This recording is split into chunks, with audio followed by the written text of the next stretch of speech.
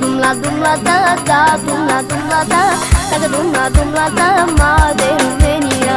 Chiar dacă ești moldovean, ardelean sau țigan, suntem mari de romanii, iali, iali, iali. Chiar dacă ești moldovean, ardelean sau oltean, suntem mari de romanii, iali, iali, iali. Da dumlata, dacă dumlata mare de România. Da dumlata, dacă dumlata